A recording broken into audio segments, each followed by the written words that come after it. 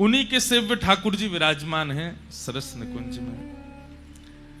आप श्री 5 वर्ष की आयु में जैसे ध्रुव और प्रहलाद गृह त्याग करके चले गए, उस आयु में घर छोड़ करके माता पिता को बस प्रणाम करके निकल गए। और श्री द्वारिकाधीश का दर्शन करने के लिए जब गुजरात पहुंचे तो बाल स्वभाव, सरल स्वभाव, ठाकुर जी पर्दा लगा हुआ था, ठाकुर जी का राजभोग आया था द्वारिकाधीश जी का। तो आजकल तो बैरिकेटिंग लगा दी जाती है, बहुत सिक्योरिटी रखी जाती, कोई आगे ना आवे, अपरस की बड़ी मर्यादा रखी जाती। ध्यान से सुनिएगा।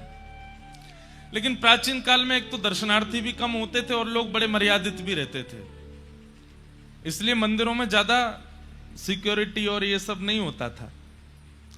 तो राजभोग हो रहा था, द्वारिकाधीश जी का केवल पर्दा लगा हुआ था। और श्री बलदेव दास जी महाराज आप दर्शन कर रहे थे, छोटे से थे, तो पर्दा लगा तो इनको लगा पता नहीं पर्दे के पीछे क्या हो रहा है, ये ठाकुर जी पर्दा लगा के क्या कर रहे हैं भीतर। तो छोटे बालक थे, पुजारी इधर उधर हुए, ये भीतर घुस गए और जैसे ही पर्दा के भीतर जाके देखा तो साक्षात श्री द्वारिकाधीश जी और रुक्मणी जी एक थाल में बैठ करके प्रसाद पा रहे थे। और आप दोनों चकित रह गए और ये छोटे से सामने खड़े होकर के श्री प्रियालाल जी का दर्शन कर रहे थे।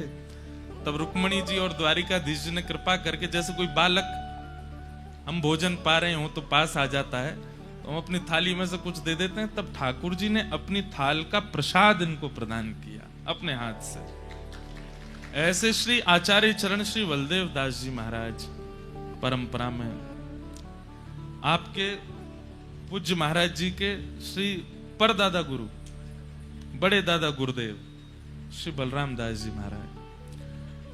फिर आपने ही आज्ञा की श्री सरस माधुरी जी को कि आप गृहस्थ आश्रम प्रारंभ करो। इस परंपरा में अब गृहस्थ आश्रम होना चाहिए।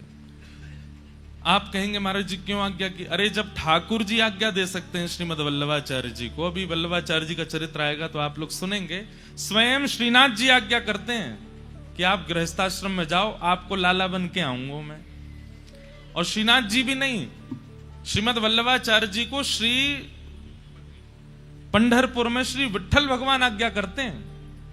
चंद्रभागा नदी के तट पर श्री वल्लभाचार्य जी, अब वो चरित्र आएगा तो मैं विस्तार से सुनाऊंगा, वहां पर श्री वल्लभाचार्य जी महाराज विराजमान थे और आपकी भावना नहीं थी गृहस्थाश्रम में जाने की, लेकिन साक्षात श्री पंडरीनाथ भगवान प्रकट भये और प्रकट होकर के बोले कि आप गृहस्थाश्रम में जाओ। तो वल्लभाचार्य जी बोले जय जय आपकी आज्ञा है तो करेंगे, लेकिन कुछ विशेष होगा? तो ठाकुर जी बोले क्यों नहीं होगा, हम आपके लाला बन करके आएंगे, आपके यहाँ पुत्र बन के आना चाहते हैं। तब श्रीमन वल्लभाचार्य जी महाराज का विवाह हुआ और आपके पुत्र श्री विठलनाथ जी के रूप में स्वयं श्री पंडरीनाथ भगवान पधारे, जिन्होंने श्रीनाथ जी के श्रृंगार रस, राग रस, भोग रस सेवा को आगे बढ़ाया। तो जब ठाकुर जी आज्ञा कर सकते हैं गृहस्थाश्रम में जाने की, तो सदगुरु आज्ञा क्यों नहीं करेंगे? तो श्री बलदेव दास जी महाराज ने आज्ञा की सरस माधुरी जी को कि आप गृहस्थ आश्रम में प्रवेश करो। आपने गृहस्थ आश्रम में प्रवेश किया। श्री सरस माधुरी जी के ही कृपा पात्र थे श्री जुगल माधुरी शरण जी महाराज, जिनका आज जन्म दिवस है। सुंदर सुंदर गजलें आप गाते थे बना करके। एक बड़ी सुंदर गजल हमको दिखी तो है, लेकिन वही है कि अभी अभी दिखी है तो इतनी जल्दी बना के कैसे गावे।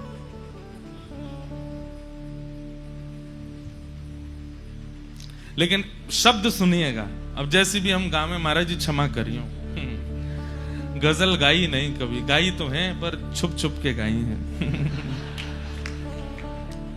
अब मिल गया ना ग्रंथ, आज से गजल ही गानी है।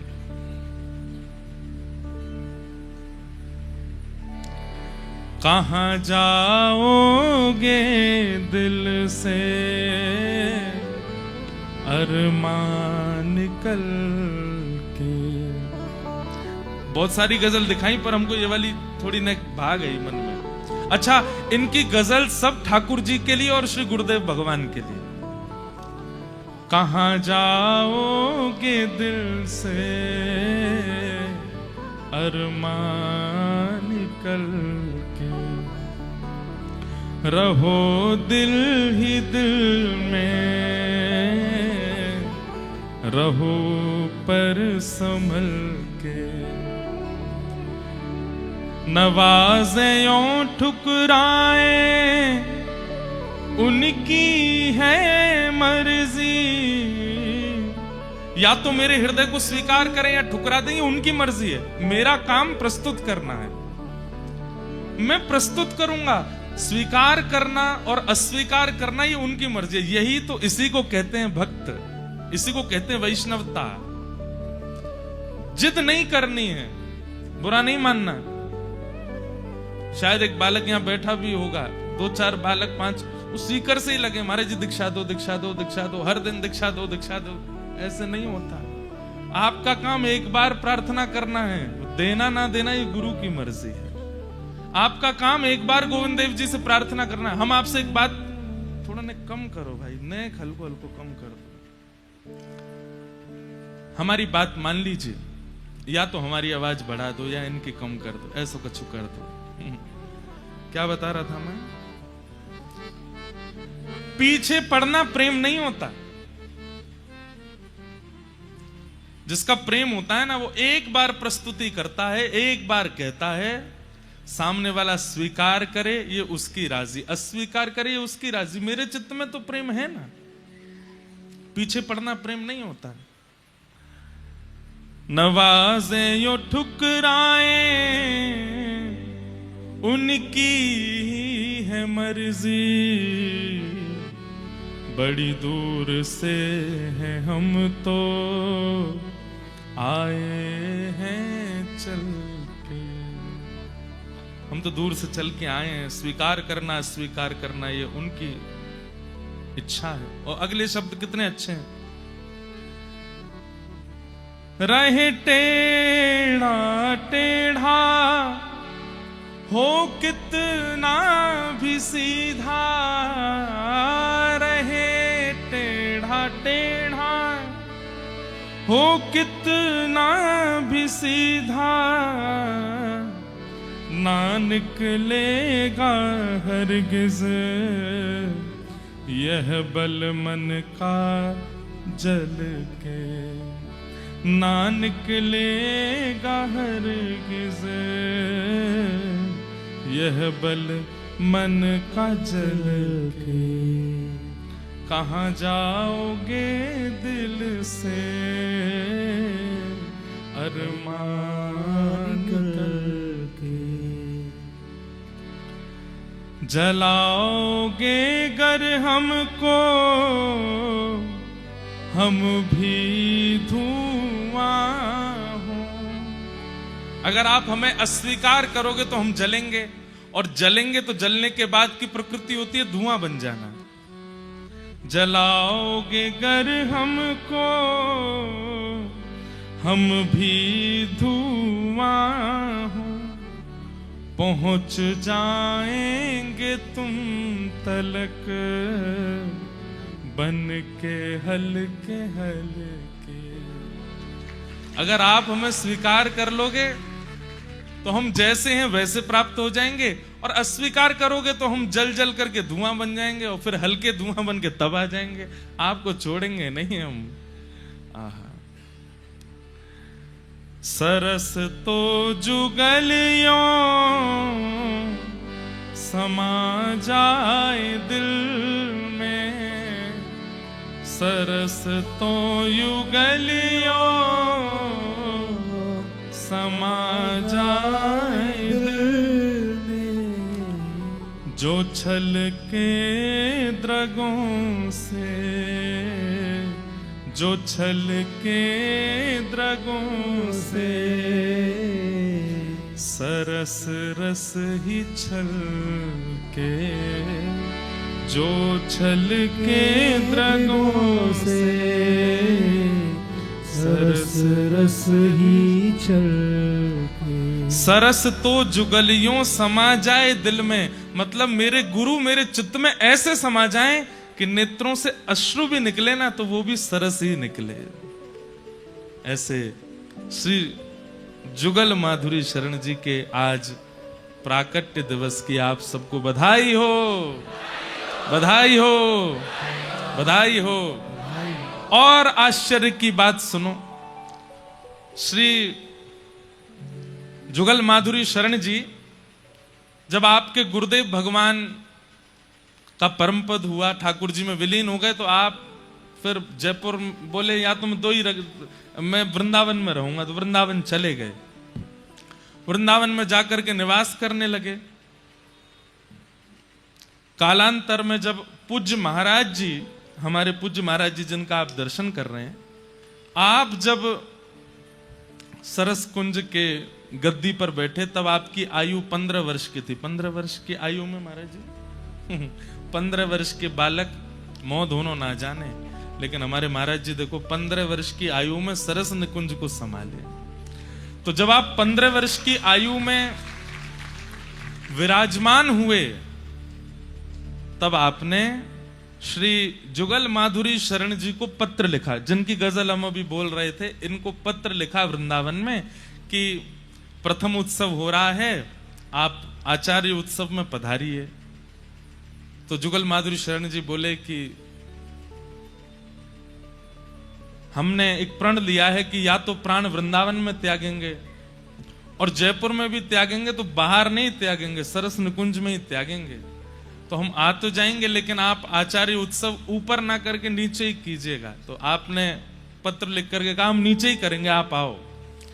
तो आप श्री वृंदावन से सरस निकुंज पधारे और सरस निकुंज में आचार्य उत्सव रात्रि जागरण चल रहा था। यह अनुभव तो हमें पूज्य मलुकपीठ वाले महाराज जी ने भी बताया। बोले इंद्रेश जी, सरस निकुंज में जब जागरण होता है उस समय अगर थोड़ी देर के लिए नेत्र बंद होते हैं तो ऐसा अनुभव होता है कि साक्षात श्री प्रियालाल जी पधारे हों, साक्षात प्रियालाल जी आए। महाराज जी की वाणी थी।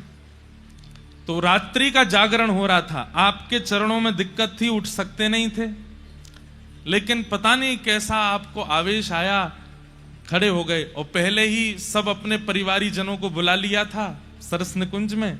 और उत्सव में जैसे ही कोई धुन प्रारंभ हुई होगी तो नृत्य करने के लिए आप खड़े हुए और इशारा करके कहा पैरों में घुंघरू बांधो, हाथों में कड़ूला लगाओ, सिर पर सुंदर चुनरी ओढ़ करके और बिल्कुल सहचरी भाव में आकर के नृत्य करते करते करते श्री सरस निकुंज के ही भीतर प्रांगण में आपने श्री प्रियालाल जी के चरणों को प्राप्त कर लिया। वहीं ठाकुर जी के चरणों में विलीन हो गए। ऐसे श्री जुगल माधुरी शरण जी महाराज। भैया, ये भक्तमाल की कथा हम सुन रहे हैं, ऐसे आचार्यों के बीच में बैठे हैं। हमारा कितना बड़ा सौभाग्य है कि हम ऐसे महापुरुष के सन्निकट बैठ के उनका दर्शन करते हुए कथा कह रहे हैं, सुन रहे हैं। ऐसी आचार्य प्रणाली में बैठे हैं।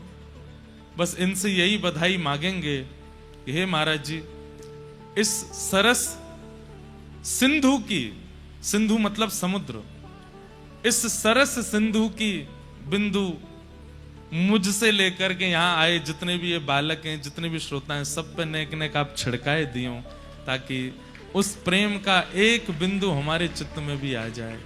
जिस प्रेम के सिंधु में आप निवास करते हैं, आप अपने प्रियालाल जी को आनंद कराते हैं। इसीलिए मैं जो उपमा दे रहा हूं इसमें कोई अतिशयोक्ति नहीं। आपके जयपुर का निभृत निकुंज है श्री सरस निकुंज स्थान। वहां पर सबका प्रवेश नहीं है, भीड़ लगाए मत नहीं हो। कल पतो चली मैं इतने पहुंच गए कि मैं जगह ही नहीं बच रही है। ऐसे नहीं जाइएगा कि महाराज जी ने कहा है तो हमको जाना है। हम कोई प्रमोशन करने नहीं आए यहाँ पे हैं, प्रमोशन तो वैसे बहुत हो जाते हैं। जिस दिन चित्त में ऐसी इच्छा होना कि बस जाना ही है, अब देखे बगैर रहना नहीं, वहां विराज करके प्रियालाल जी का तभी जाइएगा। जब रोम रोम आपका बिल्कुल कह रहा हो कि नहीं दर्शन करना है, तभी जाइएगा। ऐसे ही सुनी सुनाई बात पर विश्वास करके मत पहुंच जाइएगा। अनुभव हो या फिर स्वप्न आज्ञा हो या किसी के कोई मित्र आया वो आकर के कहे चल मेरे संग सरस निकुंज चल रहे हैं, मतलब कोई माध्यम बने तो ही जाइएगा, नहीं तो मुझे भी बहुत भय लगता है रस सिद्ध स्थानों के ज्यादा प्रकाश करने में, क्योंकि भीड़ हो जाती है फिर। वैसे तो ठाकुर जी को अच्छा ही लगता है जब भीड़ आती है ना। हमारे लाल जी आरसी देखते हैं ना, काय को देखें, वो श्रृंगार कराते ही इसीलिए कि मैं सबन के बीच में जाऊंगा, मुझे देख करके सब खुश होंगे, मेरे कुंडल देख के, मेरी पगड़ी देख के, मेरी धोती देख के, मेरी माला देख के सब कछु कछु भाव प्रकट करेंगे, वो मेरी जय जयकार करेंगे और मुझे देख के सब आनंदित होंगे, सबके चित्त में आनंद होएगा, ठाकुर जी को सुख मिलता है। पर केवल मतलब बस चले गए आगे ऐसे भाव से मत जाइएगा, जाइएगा प्रेम युक्त होकर के। ऐसी पूर्ण परंपरा को हम बारंबार प्रणाम करते हैं, बारंबार वंदन करते हैं और श्री जुगल माधुरी शरण जी महाराज को वंदन करते हैं। आज कथा का द्वितीय दिवस है। मन में भाव था 3 आचार्यों पर चर्चा करनी है, तो आज सबसे पहले तो भाव था कि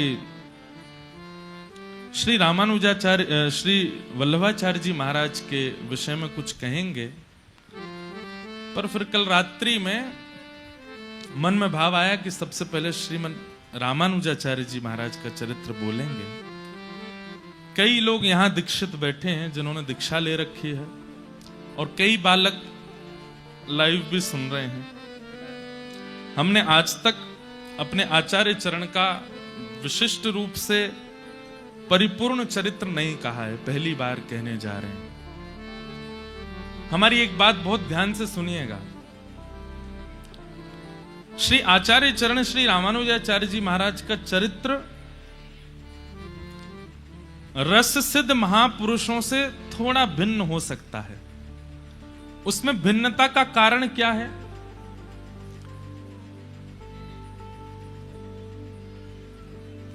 हम लोग एक बात कहते हैं ना कि जैसे संपन्न माता पिता होते हैं, अगर आप देखने के लिए जाओगे तो हो सकता है आपके दादाजी या परदादाजी इतने संपन्न नहीं रहे होंगे, उन्होंने मेहनत करके संपन्नता प्रदान करवाई। ठीक वैसे ही हमारे भारत भूमि में जितने भी रस सिद्ध संत हुए, वो रस का अनुभव इसलिए कर पाए क्योंकि उनसे प्राचीन आचार्यों ने खूब लड़ करके, वेदों की बातें कह करके, भाष्य लिख लिख करके हमारे इस पूरे भाव को सुरक्षित रखा। अब आपको जान करके आश्चर्य होगा, एक आचार्य चरण का नाम आपने सुना हो, श्री बोपदेव जी महाराज। बोपदेव जी महाराज नहीं सुना? अब आपको बताएं वे कौन थे। बोले कि मुगल काल में हम सब के जो वैदिक शास्त्र हैं उनको जला दिया गया। एक ऐसी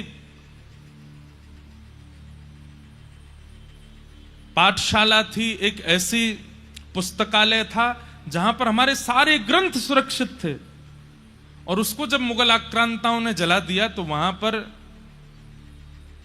पांडुलिपि में श्रीमद् भागवत जी विराजमान थी, वे भी अंतर्ध्यान हो गए। और जब लोगों को यह बात पता चली कि श्रीमद् भागवत महापुराण अंतर्ध्यान हो गए,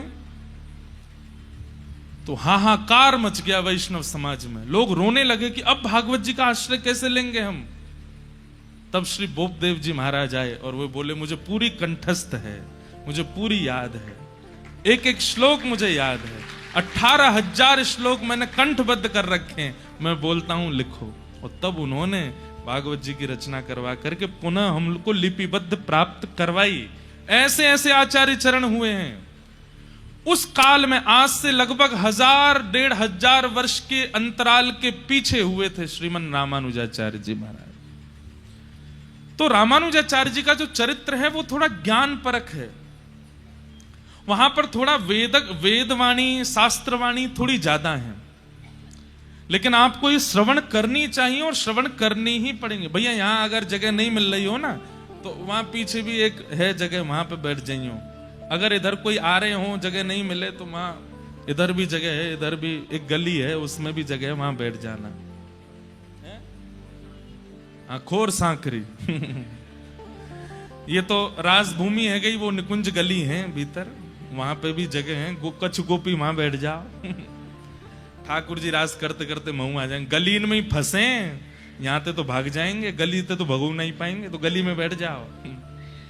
कई लोग सोच रहे होंगे हमको सन्मुख बैठना है, तो गली में क्या बैठे, टीवी पे क्या देखें। ये तो बड़ा रासमंडल है, यहां से तो ठाकुर जी इधर उधर भाग भी सकते हैं, गली ते तो फंस जाएंगे, वहां ते कहां भागेंगे। गली में बैठो तो वहां बैठ के कथा सुनोगे तो कथा फंस जाएगी भीतर, निकलेगी नहीं।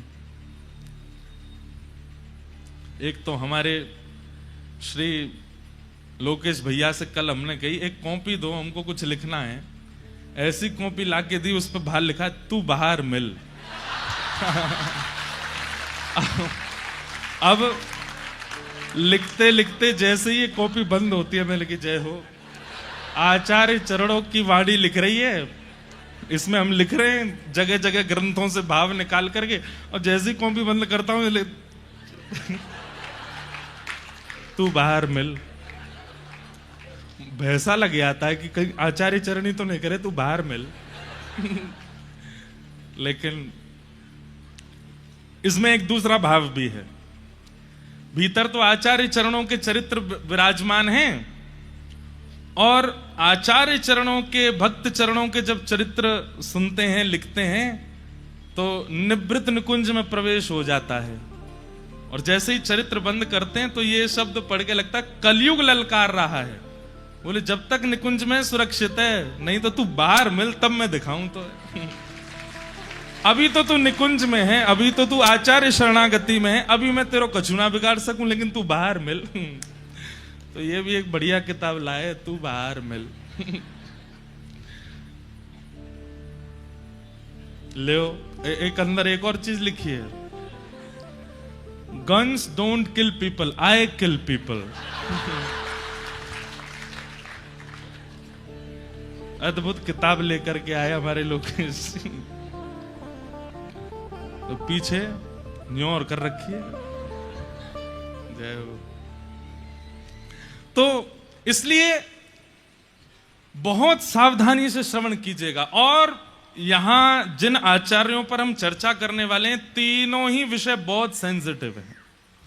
श्रीमन रामानुजाचार्य जी महाराज, श्रीमन चैतन्य महाप्रभु और श्रीमन वल्लभाचार्य जी महाराज, तीनों ही सेंसिटिव हैं, आपके लिए भी मेरे लिए भी। आपके लिए क्यों? यदि एक सूत्र भी आपसे छूटा तो आप पूरे विषय में खो जाओगे। और मेरे लिए सेंसिटिव क्योंकि अगर एक शब्द भी इधर उधर बोला तो संप्रदाय वाले मुझे नहीं छोड़ेंगे। तुम ऐसे कैसे बोल रहे हो, ये बात तुमने ऐसे कैसे कह दी, ऐसे कैसे कह दी। तो थोड़ा पिछले 10-15 वर्षों में जब से सोशल मीडिया एक्टिविटी शुरू हुई है, संप्रदायों में थोड़े लड़ाई झगड़े शुरू से भी बहुत ज्यादा हो गए। इसलिए हम लेकिन इन सब मतों को इसलिए नहीं कह रहे हैं कि हमें किसी संप्रदाय को बड़ा छोटा या विशिष्ट बताना है। हमें केवल आचार्य चरण की रहनी सुननी है, आचार्य चरण की कथनी सुननी है, और उनमें से जो हमारे जीवन में आ सके उसको करना है। इसलिए जो रामानुजी वैष्णव बैठे हैं उनसे भी मेरी प्रार्थना कि जब चैतन्य महाप्रभु का चरित्र है तो उनसे भी सीखिएगा, जब श्रीमद वल्लभाचार्य जी का चरित्र है तो उनसे भी सीखिएगा, जब सरस माधुरी जी की चर्चा हो तो उनसे भी सीखिए, हरिराम व्यास जी की चर्चा हो तो उनसे भी। ये मत सोचिएगा कि ये तो अन्य संप्रदाय के, इनकी बात हम कैसे माने। हाँ, कुछ नियम ऐसे हैं, उन नियमों में अपने संप्रदाय के भाव, अपने गुरु की आज्ञा माननी है, पर रहनी करनी, और सबसे बड़ी बात ठाकुर जी को प्रसन्न करने के व्यवहार, ये आप सब संप्रदायों से ले सकते हो। समझ में आ गई बात? तो ऐसे ही श्री रामानुज संप्रदाय, जिस संप्रदाय में हमारी दीक्षा है, जिस संप्रदाय में कई सारे बालक यहां बैठे हैं जिनकी दीक्षा हुई है और जो लेना चाहते हैं, ऐसे श्री रामानुजाचार्य जी महाराज। आइए उनको प्रणाम कर लेते हैं, फिर उनके चरित्र को सुनेंगे। सहस आश उपदेश करी जगत उदाहरण जतन कियो, गोपुर हुए आरूढ़ उच्च स्वर मंत्र उचारो, सूते नर परे जाग 72 श्रवण निधारो, तितने ही गुरुदेव पद्यति भई न्यारी न्यारी, कुरु तारक शिष्य प्रथम भगति बपु मंगलकारी। कृपण पाल करुणा समुद्र, रामानुज सम नहीं बेयो, सहस्य आश उपदेश करी, जगत उदाहरण जतन कियो। सबसे पहली बात, भक्तमाल की कथा है, इसलिए एक एक भाव बहुत विस्तृत रूप से आचार्य चरणों का प्रस्तुत हो ये जरूरी नहीं है। जो मूलतः दूसरों में भक्ति का संचार करे वही भाव यहां कहे जाएंगे। श्री रामानुजाचार्य जी कौन है? जितने भी आचार्य चरण पृथ्वी पर पधारे हैं ये निश्चित ही ठाकुर जी के ही कोई अनुचर आते हैं, ठाकुर जी ही किसी को भेजते हैं या ठाकुर जी स्वयं आते हैं। ऐसे ही श्री रामानुजाचार्य जी कौन है? ये शेषावतार हैं, भगवान के शेषनाग। ठाकुर जी पौड़े हैं शेषनाग के ऊपर, और तभी ठाकुर जी को हम जीवात्माओं की स्थिति पर बड़ी चिंता हुई। तो सबसे समीप रहने वाले श्री शेषनाग भगवान बोले कि भगवान आप बड़े चिंतित लग रहे हैं, क्या बात है? तो ठाकुर जी कहते हैं कि हमको जीवात्मा पर बड़ी दया आती है कि इनका उद्धार कैसे होगा, इनका कल्याण कैसे होगा। तब शेषनाग भगवान बोले आप आज्ञा करें। बोले आज्ञा तो कुछ नहीं है, बस हम आपसे एक ही चीज चाहते हैं कि आप जाइए, आप हमारे बहुत समीप रहते हैं, हम पूरे दिन आप पर ही पौड़े रहते हैं, आपको हमारा बड़ा सामीप्य प्राप्त है, तो निश्चित ही आपकी क्रिया हमसे मिलती जुलती होगी और हमसे विशिष्ट भी हो सकती है। तो कृपा कर आप पृथ्वी पर जाइए और जीव कल्याण कीजिए। तब श्री वैष्णव परंपरा में श्री रामानु स्वामी जी महाराज का आज से लगभग 1000 वर्ष पूर्व प्रादुर्भाव हुआ, और उन्होंने भक्ति की रक्षा के लिए शास्त्र सम्मत बातें कह करके, और उस काल के जो लोग धर्म शास्त्रों को विध्वंस करने में लगे थे उनसे लड़ करके, अपनी बातें रख करके हमारे वैदिक सनातन धर्म और श्री वैष्णव परंपरा को सुरक्षित किया। लेकिन हम आचार्य चरणों के संपूर्ण चरित्र से पूर्व इस परंपरा के प्रथम आचार्य के भाव से प्रारंभ करेंगे। बहुत ध्यान से सुनिएगा, हम जगह जगह से भाव ढूंढ ढूंढ के लाए हैं, आप सबके बीच में कह सकें, बता सकें। बहुत सावधानी रखिएगा। भगवान के एक नित्य पार्षद हैं और उन पार्षद का नाम है श्री विश्वक्सेन जी महाराज, जो ठाकुर जी के नित्य पार्षद भी हैं और ठाकुर जी जैसे ही हैं। श्री विश्वक्सेन जी, विश्वक्सेन जी महाराज पृथ्वी पर सटकोप स्वामी जी के रूप में प्रकट हुए, जो कि श्री वैष्णव परंपरा के प्रथम आचार्य हैं, श्री सटकोप स्वामी जी महाराज। दूसरे भगवान के जो गरुण जी हैं, श्री गरुण जी महाराज मधुर कवि जी के रूप में पृथ्वी पर प्रकट हुए। ये दो नाम याद रखिएगा, एक सटकोप स्वामी जी और दूसरे श्री मधुर कवि जी। तो भगवान के जो गरुण जी हैं वे मधुर कवि जी के रूप में प्रकट हुए, और श्री विश्वक्सेन जी महाराज वो सटकोप जी के रूप में प्रकट हुए। सटकोप जी के प्रादुर्भाव का चरित्र बहुत सुंदर है। सबसे आश्चर्यजनक बात यह है कि आपका पृथ्वी पर आगमन कब हुआ था? जब ठाकुर जी को यहां से लीला प्रस्थान किए,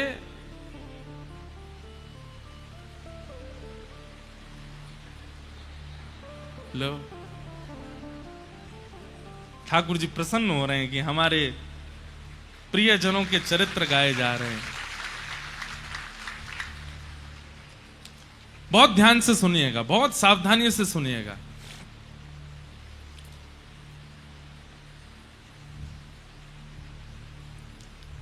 दक्षिण भारत में अधिकतर हमारी संप्रदाय विस्तृत है, उत्तर भारत में इतनी विस्तृत नहीं है। उसके पीछे भी कारण है कि हमारे श्री वैष्णव संप्रदाय के अधिकतर ग्रंथ या तो तमिल भाषा में हैं या फिर प्योर संस्कृत में है। हिंदी काव्य में उनका इतना अनुबंध नहीं है, इसलिए उत्तर भारत में श्री वैष्णव परंपरा इतनी विस्तृत नहीं है, पर फिर भी बहुत विस्तृत है। दक्षिण भारत में जाएंगे तो वहां अन्य संप्रदाय आपको दिखेंगी ही नहीं। वहां हर जगह मंदिर में आपको लाल श्री तिलक दिखेगा, श्वेत ऐसे तिलक दिखेगा, अधिकतर यही संप्रदाय का स्वरूप आपको दिखेगा। और श्रीमद् भागवत जी भी इस बात की पुष्टि करती है कि भक्ति का प्रादुर्भाव दक्षिण में होता है। उत्पन्ना द्रविड़ेशाहम वृद्धिम कर्नाटके गताम क्वचित क्वचिन महाराष्ट्रे गुर्जरे जीर्णताम गतः। तो दक्षिण भारत में एक राजा हुए, उनका नाम था करिमारन। तो श्री करिमारन राजा जो थे, ये राम नाम में बड़ी निष्ठा थी इनकी, राम राम राम राम जपते ही रहते थे। इनकी पत्नी का नाम था रानी उड्डयनंगई, दक्षिण भारतीय नाम है उड्डयनंगई। तो करिमारन राजा और इनकी पत्नी रानी उड्डयनंगई, ये दोनों भगवत परायण भक्त थे। राजा दिन रात राम नाम के आश्रय में ही रहते थे। रानी अपने पति के आश्रित रहती थी। एक दिन दोनों राजा और रानी कहीं जा रहे थे मार्ग में, तभी आपको शंख चक्र गदा पद्मधारी श्रीमन नारायण भगवान का एक सुंदर मंदिर दिखाई दिया। बहुत सावधानी से सुनिएगा। बड़े, हमने कहा ना भागवत जी में इधर उधर देख लो तो कोई बात नहीं है, पर भक्तमाल जी का तो एक एक शब्द सुनिए, नहीं तो आपके चित्त से भाव जा सकता है। तो एक बार आप दोनों जा रहे थे, तभी आपने देखा कि एक मंदिर में सुंदर श्री विग्रह ठाकुर जी का विराजमान है, और उस विग्रह को देख करके रानी वहीं रुक गई। राजा तो दंडवत करने लगे, प्रणाम करने, पर रानी के नेत्र खुले रह गए ठाकुर जी का रूप लावण्य देख करके। रूप देख करके, स्वरूप देख करके रानी नेत्र झपकना भूल गई। राजा ने कहा, देवी क्या हुआ? रूप देखिए कितने सुंदर हैं ठाकुर जी। बोले कुछ मांग लो ठाकुर जी से। तो रानी ने क्या कहा, पुत्र देहु निज सरस ललाम, कि हे नाथ, आप तो परमात्मा हैं, हम आपको तो गोद में लेके घूम नहीं सकते, पर कृपा कीजिए कि आप जैसा ही पुत्र मुझे प्राप्त हो। आप जैसे रूप हैं, आपके जैसी भुजाएं हैं, आपका जैसा स्वरूप है, ऐसा ही पुत्र मेरे जीवन में आ जाए जिसको मैं गोद में खिला सकूं। ठाकुर जी से पुत्र की याचना इतने भाव से की थी कि रात्रि के समय जब राजा रानी दोनों सोने के लिए गए, तो रानी के स्वप्न में ठाकुर जी प्रकट हो गए, और प्रकट होकर के कहा कि आज आपने इतनी भावना से, आपके शब्दों में इतनी याचना थी, इतनी करुणा थी कि मैं देने से स्वयं को रोक नहीं पा रहा हूं। इसलिए मैं अपने नित्य पार्षद, जो बिल्कुल मेरे जैसे ही हैं, श्री विश्वक्सेन जी महाराज को आपके गर्भ में भेज रहा हूं। वे आपके गर्भ में आएंगे और आप उनको स्वीकार कीजिएगा।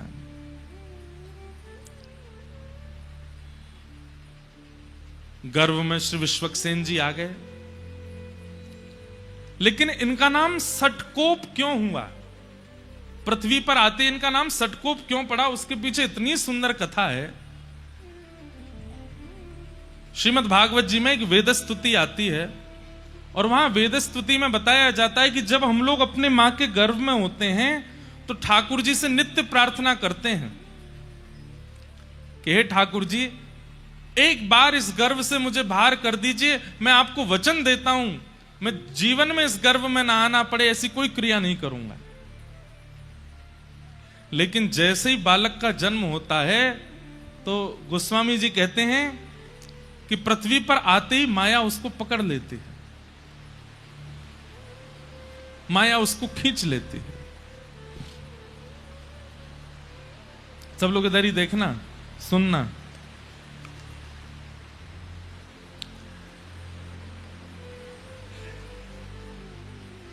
भूमि परत बा डाबर पानी, जनु जी वही माया लपटानी। जीव जब तक मातृ गर्भ में होता है वो परम भागवत होता है, ठाकुर जी से उसकी बातें होती हैं। श्रीमद् भागवत जी के श्रीमद् भागवत जी के कपिल देवभूति संवाद में इस बात का प्रस्तुतिकरण है कि उसकी ठाकुर जी से चर्चा होती है, लेकिन जैसे ही उसका जन्म होता है माया उसको ऐसे पकड़ती है, संसार उसको ऐसे पकड़ने लगता है कि फिर वो धीरे धीरे ठाकुर जी से जितनी उसकी चर्चा हुई सब भूल जाता है। लेकिन विश्वक्सेन जी महाराज जी के साथ ऐसा नहीं हुआ। आपका जैसे ही जन्म हुआ तो जन्म लेने के अगले क्षण ही जैसे ही माया आपके ऊपर आक्रमण करने के लिए आई, तो एक तो होता है बालक रोता है, जन्म लेते ही रोता है, पर आपने रुदन ना करते हुए उस सठ माया के ऊपर कोप किया। बालक जन्म लेते गुस्सा करता है, वो जन्म लेते ही क्रोध किया और माया को सतर्क कर दिया कि सावधान हो जाओ, मुझ पर आक्रमण मत करना, मेरे पास मत आना, मेरे समीप आने की कोई जरूरत नहीं है। तभी इनका नाम पड़ गया सठ कोप। सठ माया के ऊपर जिन्होंने कोप किया, ऐसे श्री सठकोप जी महाराज ये हमारे आचार्य चरण हुए। और भैया देखो, जल अगर आप पे गिर जाए ना, तो हम एक बात कहते हैं, कथा में ये इधर उधर की जो गतिविधि, प्राकृतिक गतिविधि होती है, ये इसलिए होती है ठाकुर जी आते हैं कथा में, तो वो ऐसे नहीं आते, ऐसे करके आते हैं। लाइट चली जाना, पंखा बंद हो जाना, वाह।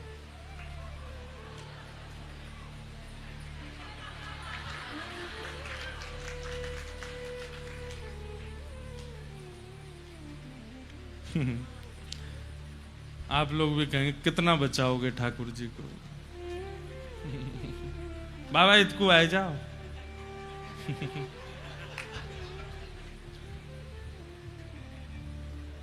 क्या बता रहा था मैं?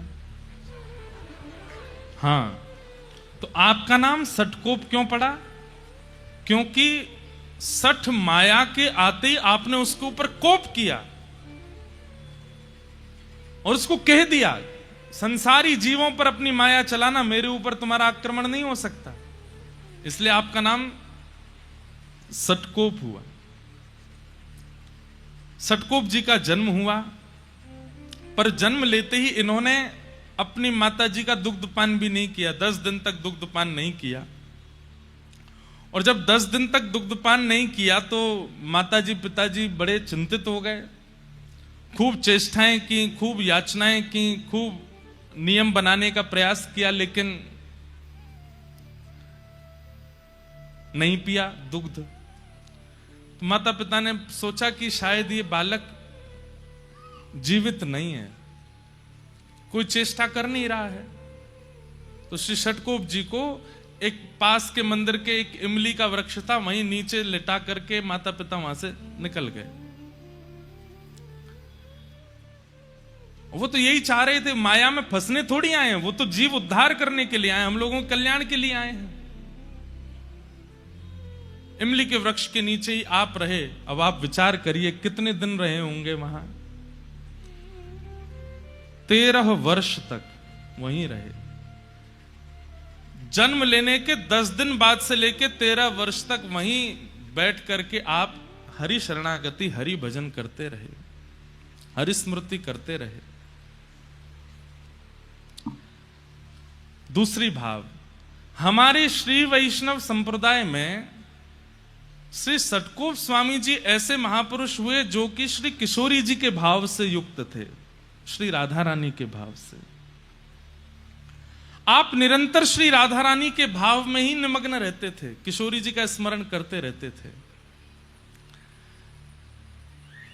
ऐसा कहते हैं कि आपके जो पद हैं वो विशेष रूप से या तो संस्कृत में होंगे या दक्षिणी भाषा में हैं, इसलिए उनका भाव तो गा पाना मेरे लिए मुश्किल था। तो हमने पिछले साल जो लोग कथा में आए थे उनको पता होगा, हमने कहा था कि अपने रामानुज संप्रदाय में पद हम निवेदित करेंगे अपने आचार्यों को लिख करके।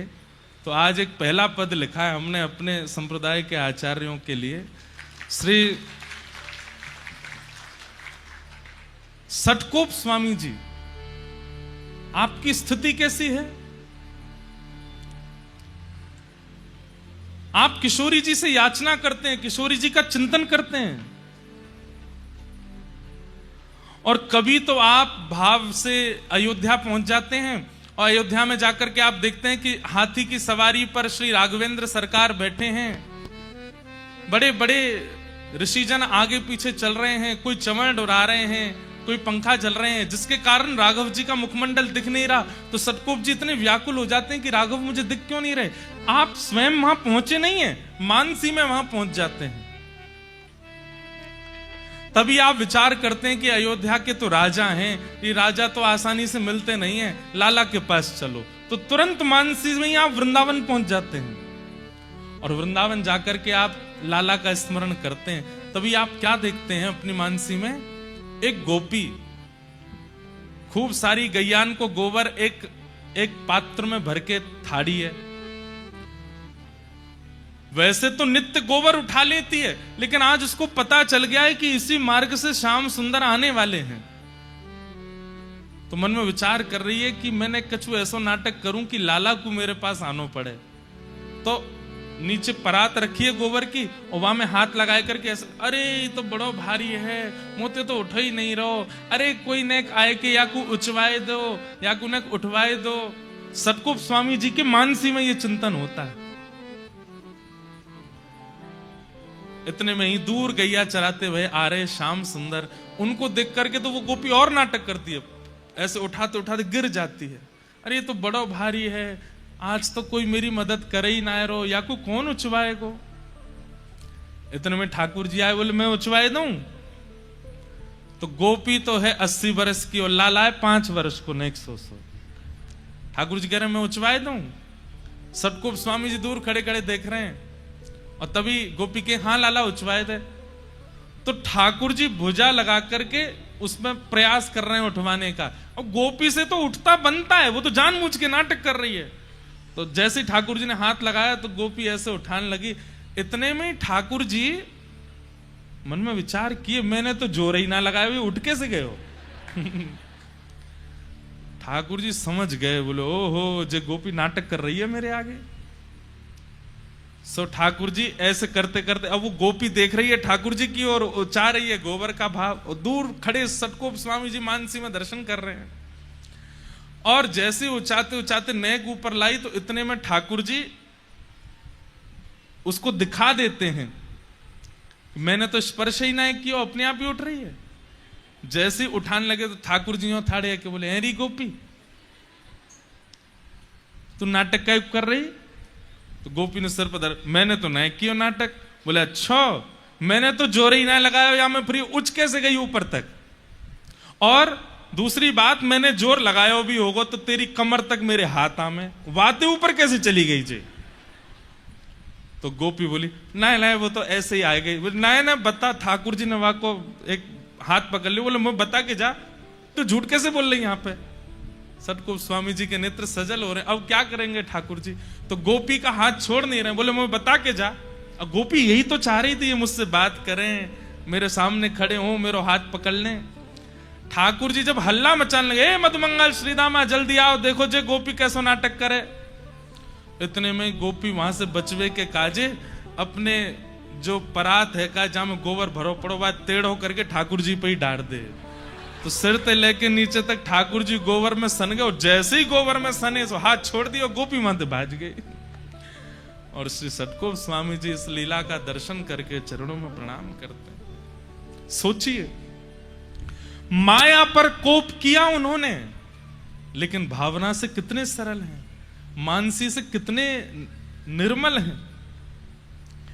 इसलिए आपका निजी नाम नम्मालवार, आपका प्रकट नाम तो है श्री सटकोप, पर हमारे जैसे यहां पे अष्ट सखा होते हैं ना उत्तर भारत में, ऐसे दक्षिण में ठाकुर जी के आलवार हैं, भक्तों को ही आलवार कहा गया। तो आप जो हैं वो नम्मालवार आपका नाम है आलवारों में। आप किशोरी जी के ध्यान में ही रहते, श्री जी के ध्यान में ही रहते। एक बार की बात है कि ऊखल बंधन लीला जो भागवत जी में आती ना, मैया ने लाला बांध दियो, आप कथा सुन रहे थे और कथा में जैसी उखल बंधन लीला सुनी, सुनते ही मूर्छित हो गए। किस बात से मूर्छित हो गए? बोले मैया लाला सिंह कहेगी आज तो को रोटी नहीं मिलेगी, आज तो को मक्खन नहीं मिलेगा। तो मैया के इस कोप को ठाकुर जी कैसे ले रहे होंगे? ठाकुर जी कितने सरल हैं, कितने सहज हैं, कितने निर्मल, उन पर कोप कर रही है मैया। इस भावना को सोचकर के आप वहीं मूर्छित हो गए कि मैया ने लाला उखल में क्यों बांध दिए, इतने कोमल से लाला क्यों बांध दिए।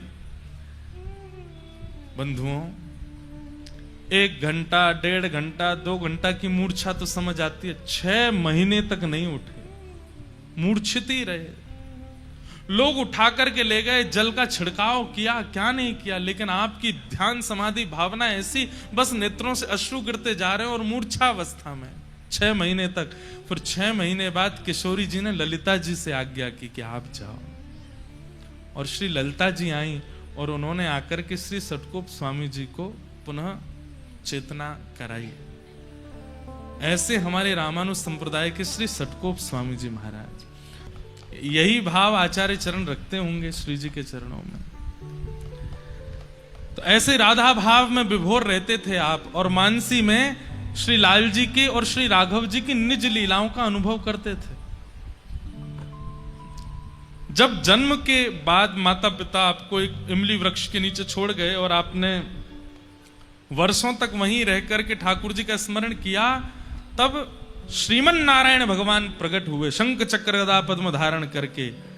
और हमारे श्री वैष्णव संप्रदाय में जो मूल मंत्र आपको गुरुदेव देते हैं, अष्टाक्षर मंत्र, जो 8 अक्षर का मंत्र आपके आचार्य गुरुजनों ने दिया होगा या जिन्होंने हमसे दीक्षा ली उनको प्राप्त हुआ होगा, ये प्रथम बार श्री ठाकुर जी ने सटकोप स्वामी जी को प्रदान किया। सुनने में वो 8 अक्षर लगते हैं और बड़ा सरल लगता है, ऐसा लगता है कि ये तो बड़ा सामान्य साधारण सा, पर नहीं। एक एक अक्षर की व्युत्पत्ति और एक एक अक्षर का प्रभाव इतना अद्भुत है। अभी रामानुजाचार्य जी का प्रसंग शुरू होगा तब पता चलेगा कि उस मंत्र की विधि क्या है, उस मंत्र का रहस्य क्या है। मंत्र को गोपनीय रखना चाहिए, कभी किसी को नहीं बताना चाहिए। आप जितना जप तप करते हैं, जैसे ही किसी के सन्मुख आप मंत्र का बोलते हैं, तो गुरु दीक्षा से अब तक जितनी बार जप किया सब विश्राम हो जाता है। इसलिए किसी के भी सन्मुख अपने गुरु मंत्र का उच्चारण नहीं करना चाहिए, गुरु के द्वारा प्रदत्त भाव का उच्चारण नहीं करना चाहिए। चाहे आप किसी भी परंपरा में हैं, अपनी परंपरा के गुरु प्रदत्त मंत्र का उच्चारण नहीं करना है। सब चीज प्रकाशित कीजिए, पर कुछ चीजें छुपाई जाती हैं और वो छुपी हुई ही अच्छी होती हैं। अब लोग कहें कि नहीं इतना बड़ा पेड़ खड़ा हो गया, इसकी जड़ निकालो, बाहर निकालो, हमें तो देखनी है जड़ कैसी है। जड़ निकालते ही पेड़ तो नीचे गिर जाएगा ना, पेड़ तो नष्ट हो जाएगा ना, ना वो पुष्पित होगा ना वो फलित होगा। इसलिए जड़ तो गोपनीय ही अच्छी होती है। ऐसे ही बड़ी बड़ी इमारतें बनी हों, उसकी नींव तो गोपनीय अच्छी। अब कोई कहे मुझे नींव देखनी है कैसी है, उसके लिए तो धराशायी करना पड़ेगा ना 12 मंजिल को। ठीक वैसे ही आपकी भक्ति की स्थिति जितनी आगे बढ़ती जाएगी वो तभी बढ़ेगी जब आप अपने गुरु मंत्र रहस्य को गोपनीय रखोगे। वो भले ही सामान्य है, भले ही बहुत सरल है, पर वह रहस्य अद्भुत है, इसलिए उसको किसी को नहीं बताना चाहिए। तो वही अष्टाक्षर मंत्र सबसे पहले श्रीमन नारायण भगवान ने प्रकट होकर के श्री सटकोप स्वामी जी को प्रदान किया, और उसी मंत्र का उच्चारण आप निरंतर करते रहते हैं। जिनके बारे में हम सुन रहे थे, श्री गरुण जी महाराज, आप मधुर कवि के रूप में जन्मे, और एक दिन आप अयोध्या यात्रा कर रहे थे तो आप आकाश की ओर देखा कि दक्षिण से एक दिव्य प्रकाश दिखाई दे रहा है।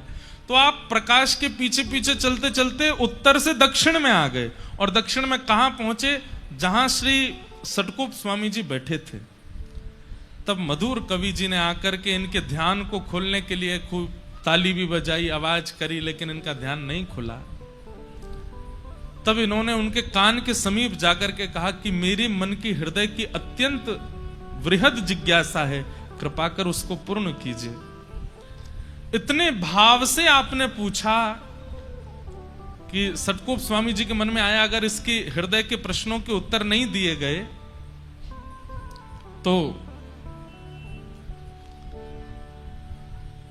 उद्धार कैसे होगा। तो आपने तुरंत वर्षों की समाधि खोल करके उनको सन्मुख बैठाया। बोले क्या प्रश्न है, प्रश्न पूछो। तब उन्होंने 5 प्रश्न पूछे। प्रश्न कितने सुंदर हैं, सुनिए। पहला प्रश्न, मैं कौन हूं? मेरा नाम चाहे जो हो, मैं चाहे जहां जन्मा हूं, लेकिन वास्तविकता में ये मैं हूं कौन? पहला प्रश्न कौन पूछ रहे? मधुर कवि जी पूछ रहे हैं सटकोप स्वामी जी से। दूसरा प्रश्न आपने पूछा ईश्वर कौन है? पहला मैं कौन हूं, दूसरा ईश्वर कौन है। और तीसरा प्रश्न आपने किया ईश्वर से मिलने का उपाय क्या है, उस परमात्मा से मिलने की विधि क्या है, उपाय क्या है, कृपा करिए बताओ। और चौथा प्रश्न क्या कहा, भगवद मिलन में बाधा कौन बनता है, ठाकुर जी से मिलने में बाधा क्या है। और पांचवा और अंतिम प्रश्न पूछा ठाकुर जी से मिल जाने का फल क्या है। अगर ठाकुर जी से मिल गए, ठाकुर जी हमको मिल गए, तो उसका फल क्या है। ये 5 प्रश्न आपने किए। चरित्र हम पढ़ रहे थे भक्तमाल जी में, तो उसमें वर्णन आता है कि श्री सटकोप स्वामी जी ने इनका उत्तर देने के लिए 1000 श्लोक बोले और 1000 श्लोकों में उत्तर दिया। उसको सहस्त्र गीति कहते हैं। दक्षिण भारत में वह ग्रंथ भी है और वहां लोग उसका अवलोकन करते हैं। वहां पर विस्तार रूप से उन्होंने जो प्रवचन किया 1000 श्लोकों में, वही सहस्त्र गीत बन गया। और उसको सुनकर के श्री मधु कविराज आनंदित हो गए। ठाकुर जी का अनुभव उनको हुआ। 35 वर्ष की आयु तक मात्र आप धरा धरती पर विराजे बस, और 35 वर्ष के पश्चात आपने श्री ठाकुर जी के धाम को स्वीकार किया। बोलो सटकोप स्वामी जी महाराज की जय। ये रामानुज संप्रदाय बाद में बोलने लगे। पहले संप्रदाय का नाम श्री संप्रदाय है। क्या नाम है? श्री संप्रदाय। और श्री संप्रदाय के प्रथम आचार्य श्री सटकोप स्वामी जी हुए। तत्पश्चात इसी परंपरा में फिर आगे चल करके श्री यामुनाचार्य जी हुए। कौन हुए? यामुनाचार्य। एक श्लोक हम हर कथा में बोलते हैं, आप लोगों ने सुना होगा। नग नीचे या को लाला कोई उठ के नग नीचे कर दो। क्या बता रहे थे हम? यामुनाचार्य जी। तो एक श्लोक हम बोलते हैं हर कथा में, और लगभग संप्रदाय के लोग जब भी जिस जिस संप्रदाय के होते हैं वो अपने संप्रदाय के भाव से श्लोक बोलते हैं। लक्ष्मीनाथ समारंभाम नाथयामुन मध्यमाम अस्मदाचार्य पर्यंताम वंदे गुरु परंपराम। सब लोग इधर देखो। हमारे इस परंपरा के गुरु श्लोक का क्या भाव है? लक्ष्मीनाथ समारंभाम। इस संप्रदाय का प्रारंभ कहां से हुआ? बोले लक्ष्मीनाथ भगवान आए थे सटकोप स्वामी जी के पास और उन्होंने आकर के इसका प्रारंभ किया। नाथ यामुन मध्यमाम। श्री नाथ मुनि स्वामी जी और यामुनाचार्य जी ये हमारी संप्रदाय के मध्य आचार्य हैं, और जिन्होंने हमें दीक्षा प्रदान की उन गुरु तक ये संपूर्ण गुरु परंपरा को मैं प्रणाम करता हूं, मैं वंदन करता हूं और आपको कथा सुनाने जा रहा हूं। हर कथा में ये श्लोक बोलते हैं, और लगभग आप जिस भी संप्रदाय के आचार्य से मिलेंगे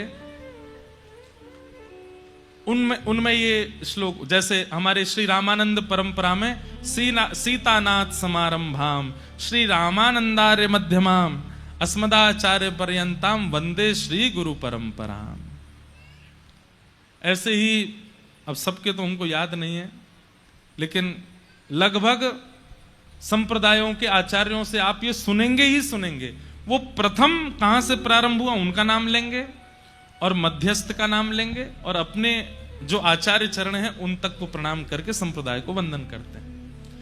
इस श्लोक को बोलने से पूरी परंपरा को वंदन हो जाता है। तो हमारी परंपरा में श्री यामुनाचार्य जी महाराज हुए। तो एक आचार्य चरण है श्री नाथ मुनि स्वामी। बहुत ध्यान से सुनिएगा, ये मध्यस्थ आचार्य हैं नाथ मुनि स्वामी। नाथ मुनि स्वामी जी के पुत्र हुए ईश्वर मुनि स्वामी जी, और ईश्वर मुनि स्वामी जी के पुत्र हुए श्री यामुनाचार्य जी। सब लोग सुन रहे हैं ना? सुनते रहिए भैया, है ना? तो दादाजी हैं नाथ मुनि स्वामी, पिताजी हैं ईश्वर मुनि स्वामी और इनके पुत्र हैं श्री यामुनाचार्य जी। पिताजी का भगवत धाम गमन हो गया, दादाजी ने विरक्त सन्यास ले लिया, तो दादाजी सन्यासी हो गए, पिताजी वैकुंठ चले गए, अकेले रह गए श्री यामुनाचार्य जी। तो यामुनाचार्य जी का पालन पोषण इनकी माताजी और इनके दादाजी ने किया, इनकी दादी और इनकी माताजी ने किया। कहते हैं उस काल में इतना अद्भुत विद्वान हुआ ही नहीं दशों दिशाओं में। हमने कहा ना, उस काल में विद्वान होना आवश्यक था, क्योंकि अगर आप विद्वान नहीं होते थे तो धर्म का नाश करने वाले लोग भी विद्वान बन के आते थे और अपनी विद्वत्ता से धर्म को ह्रास कर रहे थे। इसलिए सबका विद्वान होना बहुत आवश्यक होता था। आजकल कुछ नहीं है, आजकल तो केवल नाम गा लो ठाकुर जी का, तिलक स्वरूप लगा लो, ठाकुर जी के सन्मुख पहुंच जाओ, बस इसी से कल्याण है। कलयुग ज्यों ज्यों आगे बढ़ रहा है, ठाकुर जी उतना सरल करते जा रहे हैं। पर उस काल में आपको विद्वान होना अनिवार्य था निर्वहन करने के लिए। अगर धर्म निर्वहन करना है तो आप विद्वान नहीं हो तो आपका काम नहीं चल सकता। इसलिए हमारे परंपरा में, गुरु परंपरा में अधिकतर आचार्य सब विद्वान ही हुए, परम विद्वान हुए। तो श्री यामुनाचार्य जी महाराज, यामुनाचार्य जी महाराज की एक विशेषता श्री भक्तमाल जी में नाभाजी बताते हैं कि यामुनाचार्य जी विद्वान भी हैं और विद्वान के साथ साथ विनम्र भी हैं, और ये हो नहीं सकता। विद्वत्ता और विनम्रता ये दोनों एक साथ नहीं आ पाती हैं लोगों के चित्त में। अधिकतर लोग विद्वान होते हैं तो विनम्र नहीं हो पाते, लेकिन श्री यामुनाचार्य जी में दोनों भाव हैं। उसके पीछे कारण श्री नाभाजी क्या बताते हैं, ध्यान से सुनिए। क्योंकि उनका पोषण दो माताओं के द्वारा हुआ, दादी और माता जी। इसलिए घर में कोई पुरुष नहीं है, यामुनाचार्य जी पुरुष हैं, तो पढ़ाती भी दादी और माता जी और घर के काम भी दादी माता जी करा। चलो जाओ बाजार से ये ले आओ, चलो घर में थोड़ी माँ की सहायता कराओ, रसोई घर में ऐसा कराओ, ये सामान रखवाओ, यहाँ पे तय करवा दो। जिसके कारण उनके अंदर विद्वत्ता तो आती जा रही थी, लेकिन साथ में विनम्रता भी आ रही थी, क्योंकि माता और दादी का साथ देना पड़ता था। और एक बात याद रखिएगा, आपके अंदर दुनिया के कितने भी गुण आ जाएं, अगर वो विनम्रता युक्त आए हैं तो उस गुण से भगवत प्राप्ति संभव है। और एक बात और सुनिए, गुण के साथ में विनम्र दो ही तरीके से आ सकता है। पहला, माता पिता और गुरु अगर कृपा कर दें तो गुण के साथ में विनम्रता। गुण के साथ में विनम्रता समझ रहे हैं ना? गायक हो, गायक लोगों को अभिमान हो जाता है हमसे अच्छा कोई है ही नहीं। एक्टर लोगों को अभिमान हो जाता है हमसे सुंदर कोई नहीं। रूप गर्विष्ठ को रूप का अभिमान, धन गर्विष्ठ को धन का अभिमान। इसलिए कोई भी गुण संसार में आएगा, विनम्रता दो ही तरीके से आ सकती है। पहला कारण, या तो माता पिता गुरु की कृपा से, या फिर दूसरा अति सत्संग से। आप गुणवान हैं और सत्संग करते रहते हैं तो आपके अंदर विनम्रता आ सकती है। श्री सटकोप स्वामी जी महाराज, श्री यामुनाचार्य जी महाराज के अंदर विनम्रता कहां से आई? उनकी माताजी और दादी से। इसलिए उनकी विद्या का कभी उनके ऊपर प्रभाव वैसे नहीं हुआ जैसे कई विद्वानों को हो जाता है। तो उसी समय दक्षिण में एक बहुत बड़े पंडित थे, एक बहुत बड़े विद्वान थे, उनका नाम था पंडित कोलाहल। क्या नाम था? कोलाहल। अब ऐसा लगता है कि शायद इनके व्यवहार की वजह से इनका नाम कोलाहल कर दिया होगा। इनका काम क्या था? नगर नगर गांव गांव में जाना और विद्वानों को चुनौती देना कि आओ हमसे शास्त्रार्थ करो, और शास्त्रार्थ में विद्वानों को हराते, यहां तक तो ठीक, फिर उनको सामने बैठा के उनका उपहास और करते, हंसी करते उनकी। जिससे उनको बहुत चित्त में पीड़ा होने लग जाती, और ये इनका व्यसन बन चुका था। व्यसन मतलब आदत बन चुकी थी। किसी को भी देख लेते, कोई पंडित स्वरूप में, इधर आइए, क्या पढ़े लिखे हो, आओ हमसे शास्त्रार्थ करो। तो सामने वाला शास्त्रार्थ करता, यहां तक तो ठीक कि हरा दिया, तो उसके बाद उसको बैठा के उसका उपहास और करते, तुम्हारे पिताजी ऐसे हैं, तुम्हारी माताजी ऐसी हैं, तुम्हारा तो कुल ऐसा है, तुम्हारी जाति ऐसी है, तुम्हारा ये ऐसा है, उसका उपहास। वो रोज जब तक नहीं जाता तब तक उसका उपहास करते। ऐसे थे पंडित श्री कोलाहल जी। और वहीं एक दक्षिण भारत के नगर का राजा था, राजा का नाम था पांडे। क्या नाम था? पांडे राजा। उसको इनके द्वारा शास्त्रार्थ करना और फिर पंडितों का उपहास करना, उसको इस बात का व्यसन था, वो देखने में उसको सुख मिलता था। उसने एक दिन नगर चलते देख लिया और इनसे कहा, हे पंडित जी महाराज, आपका व्यसन मुझे बहुत अच्छा लगा, आप एक काम कीजिए, मेरे राज्य में चलिए, वहां मैं एक से एक विद्वानों को बुलाता रहूंगा और आप मेरे सामने सबके साथ शास्त्रार्थ करना, फिर उनका उपहास मैं बैठ के सुनूंगा, मुझे देखने में बहुत अच्छा लग रहा है। दोनों एक से ही मिल गए। तभी राजा के कान में नाम पड़ा श्री यामुनाचार्य जी का, हमारी संप्रदाय के मध्यस्थ आचार्य। और श्री यामुनाचार्य जी का नाम जैसे ही सुना, आपने उन्हें आमंत्रित किया। किसी ने कहा वो बहुत बड़े विद्वान हैं, ऐसे नहीं आएंगे एक निमंत्रण पर। तो बोले कैसे आएंगे? बोले उनके लिए पालकी भिजवा दो। कई बार ऐसा होता है कि बड़े बड़े महापुरुष वो केवल कार्ड से नहीं आते हैं, गाड़ी और भिजवा दो। बोले महाराज गाड़ी भेजी है, फल की डलिया भेजी हैं, सब व्यवस्थाएं भेजी हैं, तो आ जाते हैं आचार्य चरण। कई सावधानी से सुनिए सब लोग। तो यामुनाचार्य जी को निमंत्रण भेजा कि आप पधारिए। यामुनाचार्य जी बोले कहां जाना है? बोले दक्षिण में एक गांव है, वहां के राजा पांडे राजा ने आपको निमंत्रित किया है। सब लोग इधर देखिएगा, सुनना। और पालकी भी भेजी है, वहां कोई पंडित कोलाहल हैं, वो शास्त्रार्थ महारथी हैं, लोगों को शास्त्रार्थ में हरा देते हैं। तो कई ब्राह्मणों ने पहले ही यामुनाचार्य जी से आके उनकी शिकायत कर रखी थी। बोले एक दक्षिण में कोलाहल नाम का पंडित है, वो सबको हराता, फिर उनके उपहास और करता है, उनकी धर्म जाति माता पिता सबके नाम बिगाड़ बिगाड़ करके हंसी बनाता है। तो यामुनाचार्य जी ने पालकी के लोभ में नहीं गए, लेकिन जब पंडित का नाम सुना, बोले कि इस पंडित से तो बात करनी चाहिए हमको। जैसे हमारे श्री हरिराम व्यास जी और छावारे, वो भी यही कर रहे थे, जगह जगह जा करके ब्राह्मणन को हरा रहे थे। फिर उनको समझाने कौन गए? महादेव, काशी विश्वनाथ भगवान गए और जाकर के कहा कि भैया ये विद्वान बन करके जगत उपहास करने के लिए नहीं बने हो, तुम विद्वान इसलिए बने हो कि प्रियालाल जी की सेवा करो जाकर के वृंदावन में। यहां यामुनाचार्य जी महाराज पालकी में बैठ करके कोलाहल पंडित से पांडे राजा के नगर में शास्त्रार्थ करने निकले। तो यामुनाचार्य जी की विद्वत्ता तो थी, उनके कई शिष्य आगे पीछे चल रहे थे पालकी के। अटारी पर खड़े होकर के राजा रानी दोनों देख रहे थे।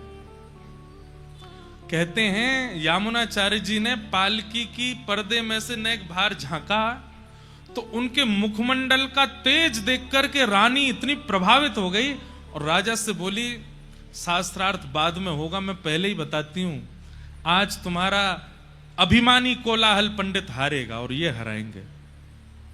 क्योंकि इनके मुखमंडल का जो तेज है, मुखमंडल का जो प्रताप है, उससे ये बात सिद्ध हो रही है कि ये बहुत बड़े विद्वान होंगे।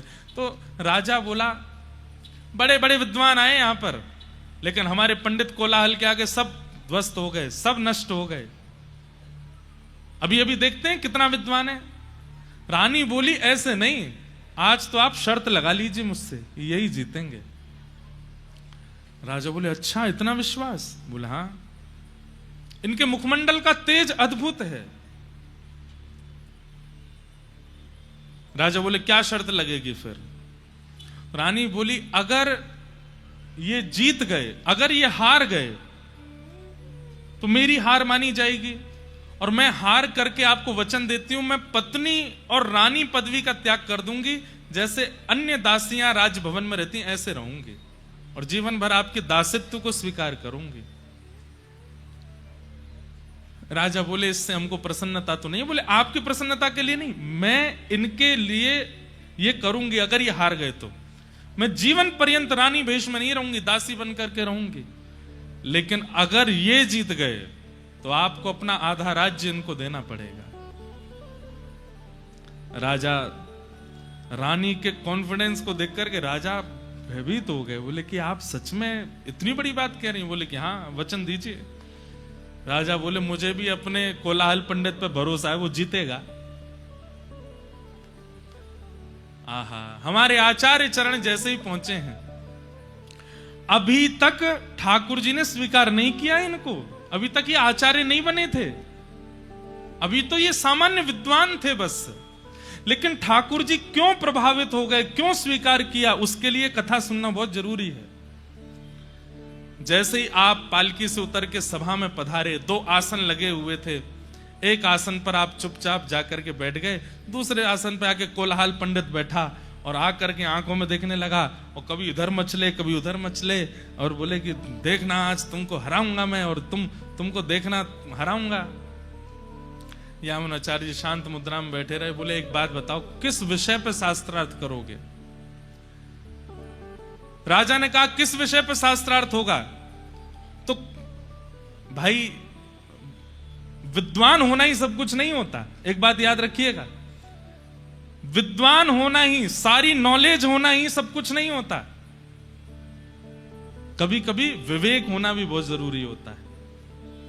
कई लोगों को पता होता है कि ये हल्दी है, ये नमक है, ये हींग है, ये गरम मसाला है, ये टमाटर है, ये आलू है, लेकिन सब्जी बनाना नहीं जानते। सब कुछ पता होना एक बात होती, पर सबको व्यवस्थित करना ये विशेष बात होती है। यामुनाचार्य जी विद्वान के साथ साथ विवेकी भी हैं, वो जानते हैं कि कब कहां क्या करना है। तो राजा ने कहा किस विषय पर शास्त्रार्थ होगा?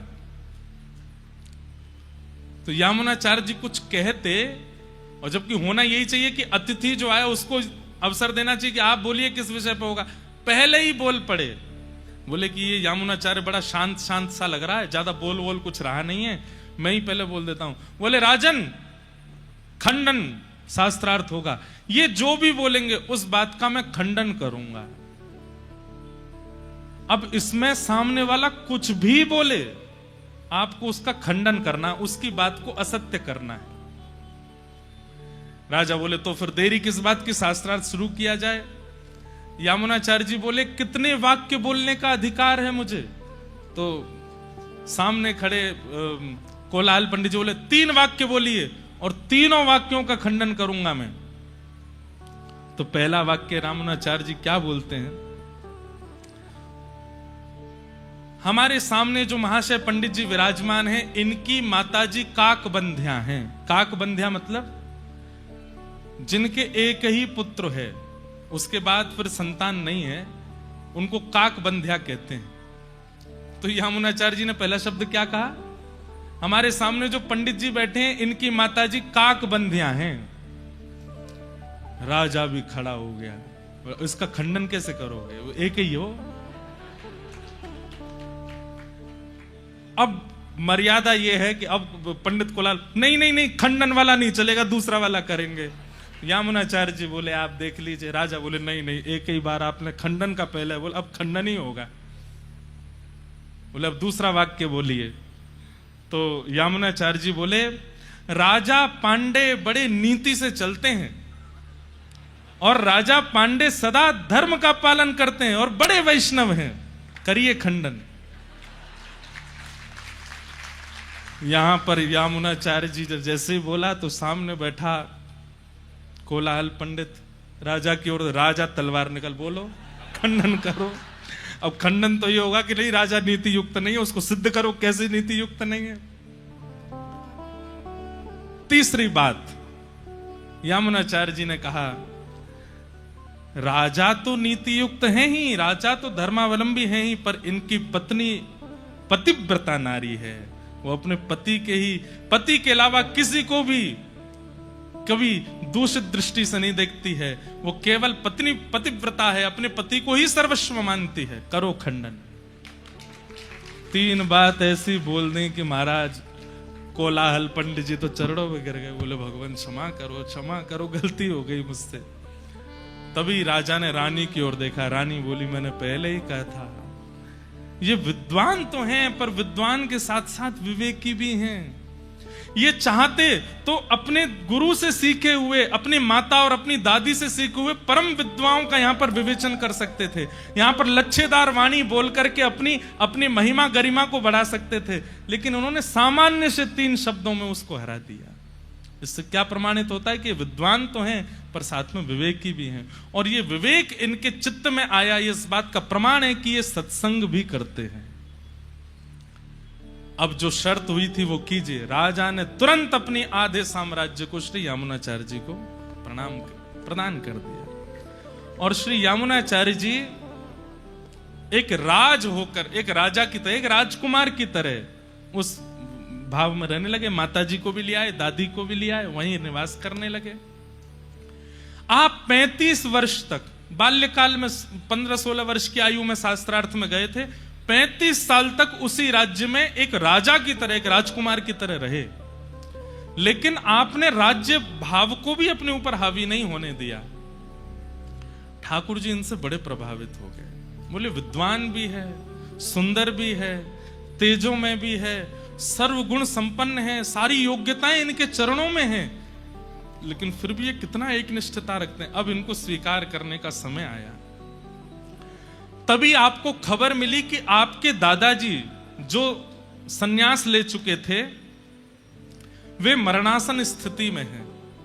तो आप उनका दर्शन करने के लिए जा रहे थे। तभी मार्ग में कावेरी के तट पर विराजमान श्री रंगनाथ मंदिर, श्रीरंगम, जो कि दक्षिण में विराजमान है, मंदिर पड़ा। तो आपने मन में विचार किया क्यों ना यहां पर ठाकुर जी का दर्शन करें। और जैसे ही आप दर्शन करने के लिए गए, शांताकारं भुजगशयनं पद्मनाभं सुरेशं विश्वाधारं गगनसदृशं वेदवर्णं शुभांगं लक्ष्मीकान्तं कमलनयनं योगभिर्ध्यानगम्यं वंदे विश्वं भवभयहरं सर्वलोकैकनाथ। यही श्लोक का दर्शन होता है रंगनाथ मंदिर में। शांताकारम, शांताकार है ठाकुर जी का। भुजग शयनम, भुजग कहते हैं सर्प, उसके ऊपर शयन कर रहे हैं। शांताकारम भुजग शयनम पद्मनाभम सुरेशम, नाभि से एक पद्म प्रकट है, कमल, और उसके ऊपर कौन बैठे हैं? ब्रह्मा जी। शांताकारम भुजग शयनम पद्मनाभम सुरेशम विश्वाधारम, विश्व के जो आधार हैं, जिनके कारण ये पूरा विश्व चल रहा है। गगन सदृशम, जो गगन के समान है। वेद वर्णम शुभांगम, लक्ष्मीकांतम, लक्ष्मी के जो पति हैं। कमल नयनम, कमल जैसे जिनके नेत्र हैं। योग वीर ध्यान गम्यम, योगी बड़े बड़े जिनके ध्यान में रहते हैं। वंदे विष्णुम भवभयहरम सर्वलोकैक। आपने जैसे ही जाकर के गर्भगृह में विराजमान शेषनाग पर पौड़े नारायण भगवान का दर्शन किया, आज तक जितनी योग्यताएं देखी थी, जितनी सफलताएं देखी थी, जितनी उज्जवलताएं देखी थी, सब फीकी लगने लगी ठाकुर जी के रूप के आगे।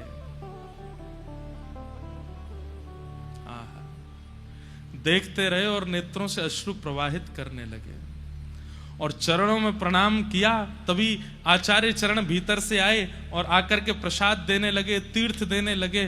तो कहा कुछ मांग लो ठाकुर जी से। बोले अब एक ही आशा है। बोले क्या? अब कहीं और नहीं जाना, बस ये अपनी चरण में रख लें। मुझे यहां से आगे जाना ही नहीं है, मुझे वापस राज्य नहीं करना है। मैं इनके चरणार विंदों में केवल इनको देखते हुए रहना चाहता हूं, और कुछ नहीं चाहिए। आपने ये कामना की थी और ये कामना सुनते ही शेषनाग पर पौड़े श्रीमन नारायण भगवान उठ बैठे और प्रत्यक्ष प्रकट होकर के मंदिर से बाहर निकल करके आए और श्री यामुनाचार्य जी को अपने हृदय से लगा लिया। हृदय से लगा लिया। मैं बहुत प्रसन्न हूं। क्यों प्रसन्न हूं? संसार में जितनी योग्यताएं एक मानव चाहता है वो सब तुमको दी मैंने, लेकिन उन सबको कभी भी अपने चित्त पर, अपनी बुद्धि पर, अपने प्रभाव पर हावी नहीं होने दिया। और आज जब इतने वर्ष बाद मैं तुम्हारे सामने प्रस्तुत हुआ तो तुमने सबका त्याग कर दिया, सर्वस्व मुझ पर न्यौछावर किया। मैं बहुत प्रसन्न हूं। और तब श्री यामुनाचार्य जी को ठाकुर जी ने स्वीकार किया। इस बात से प्रमाणित होता है कि आपके चाहने से ठाकुर जी आपको प्रिय नहीं लगते हैं। मैं बार बार कथाओं में कहता हूं कि गोविंद देव जी के सामने जाकर के, और गोविंद देव जी इतने भागे कि उस समय किसी ने आपको भीड़ से निकाला तो आप व्याकुल हो गए, मुझे क्यों बुलाया, मुझे देखना है उनको। इतनी व्याकुलता हुई कि आप दोबारा दौड़ करके दर्शन करने गए।